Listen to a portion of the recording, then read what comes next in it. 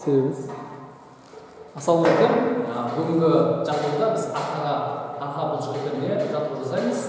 Ол гантельмен немесе штангымен болады.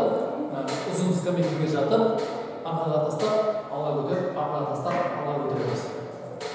Мен гантельді істеймін. Гантельді ұстаған кезде лайнын ұстап аламын. Гантельді ұстап, мына жерде өзі жапарынан ұстап, көтере беремін.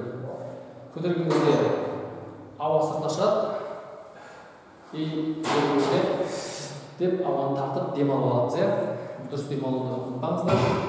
Бұл арқаның бұлшықеті болғанда крыло дейді ғой, соған да әсер етеді, және қолдың артында бұлшықеттерге де, трицепсіге де әсер етеді.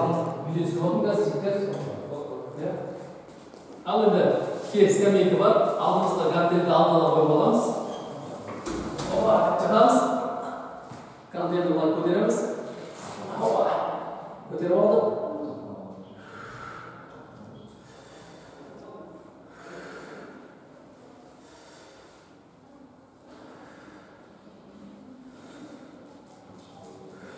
Бұлай ауа сыртқа шығады, ішке ауа, сыртқы ауа, ішке ауа деп көтеріп бересіздер. Менің бір түсінгенім, сіздің көтеретін жаңағы гантеліңіз ауыр болса, артқа қойып қандатын болсаңыз, мына жерге сәл-сәл нагрузка түсуі мүмкін. Сондықтан бұл жерлеріңіз ауыр болмау үшін ол бір деген жарамайды. Сіз енді тренировка келіп жүресіз, бір ай, екі айдан кейін, үш айдан кейін ауру басталады. Сол үшін ауру болмау үшін сіз алдынан көтеріп, былай бастасаңыз да болады. Былай ұстап аласыз. Осы негізі қауіпсіздігі молда, осы дұрыс. Алдына көтеріп аласыздар.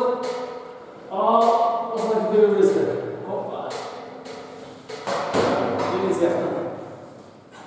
Түсінікті болды ғой, түсінікті болмаса төмендегі комментарияға жазыңыздар, мен жеке жауап беремін.